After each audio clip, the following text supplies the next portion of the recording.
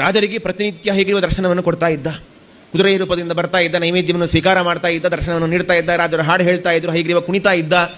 ರಾಜರ ಮನಸ್ಸಿಗೆ ಎಷ್ಟು ತೃಪ್ತಿ ಬೇಕೋ ಅಷ್ಟು ತೃಪ್ತಿಯನ್ನು ಹೈಗ್ರೀವ ಕೊಟ್ಟಿದ್ದಾನೆ. ಆದರೆ ರಾಜರಿಗೆ ಎಷ್ಟು ಕಾರುಣ್ಯ ನೋಡಿ. ದೇವರಲ್ಲಿ ಪ್ರಾರ್ಥನೆ ಮಾಡಿದ, ಸ್ವಾಮಿ ನನಗೊಬ್ಬನೇ ತೃಪ್ತಿ ಕೊಟ್ಟರೆ ಸಾಲದು, ನನ್ನ ಜೊತೆಯಲ್ಲಿ ಅನೇಕ ಭಕ್ತರಿದ್ದಾರೆ, ನನ್ನ ಶಿಷ್ಯರಿದ್ದಾರೆ, ಅವರಿಗೆ ಅನುಗ್ರಹ ಮಾಡಬೇಕು ನೀನು, ಅವರಿಗೂ ನೀನು ಕಾಣಿಸಿಕೊಳ್ಬೇಕು ಅಂತ ಹೇಳಿದಾಗ ಹೈಗ್ರೀವ ಹೇಳ್ತಾನೆ, ನನಗೆ ಈ ಕಲಿಯುಗದಲ್ಲಿ ಅವತಾರ ಇಲ್ಲಪ್ಪ, ನನಗೆ ಅವತಾರ ಮಾಡಲಿ ಅಂತ ಹೇಳಿದಾಗ ಅರ್ಚಾರೂಪದಿಂದ, ವಿಗ್ರಹ ರೂಪದಿಂದ ತಾನು ಅವತಾರ ಮಾಡ್ತಾನೆ. ಯಾಕೆ? ರಾಜರನ್ನು ನಂಬಿಕೊಂಡಂಥ ಅನೇಕ ಭಕ್ತರಿದ್ದಾರೆ, ಅಂತಹ ಭಕ್ತರಿಗೂ ತಾನು ಅನುಗ್ರಹ ಮಾಡಬೇಕು ಅಂತೇಳಿ ಒಂದು ವಿಗ್ರಹ ರೂಪದಿಂದ ಒಬ್ಬ ದೈವಜ್ಞ ಬ್ರಾಹ್ಮಣನ ಮನೆಯಲ್ಲಿ, ಸ್ವರ್ಣಕಾರನ ಮನೆಯಲ್ಲಿ ಹಯಗ್ರೀವ ಅವತಾರವನ್ನು ಮಾಡ್ತಾನೆ.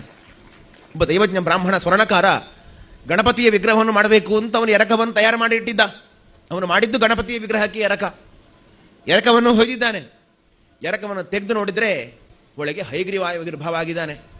ಆಶ್ಚರ್ಯ ಆದ ದೈವಜ್ಞ ಬ್ರಾಹ್ಮಣನಿಗೆ, ಇದೇನಿದು ಆಶ್ಚರ್ಯ, ಇದು ಮಾಡಿದ್ದು ಗಣಪತಿ, ಸುಂಡಿಲೇ ಕಾಣಿಸ್ತಾ ಇಲ್ಲಲ್ವ, ಇದ್ಯಾವುದು ಕುದುರೆ ಮುಖ ಬಂದು ಬಿಟ್ಟಿದೆಯಲ್ವಾ ಅಂತ. ಆ ವಿಗ್ರಹ ಬಿಸಿ ಬಿಸಿ ಲೋಹವನ್ನು ಎರಕ ಹೊಯ್ಬೇಕಾದ್ರೆ ಆ ಬಿಸಿ ತಣಿಲಿಲ್ಲ, ಕೆಂಪಗೆ ಆ ವಿಗ್ರಹ ಹಾಗೆ ಕಾಣ್ತಾ ಇದೆ.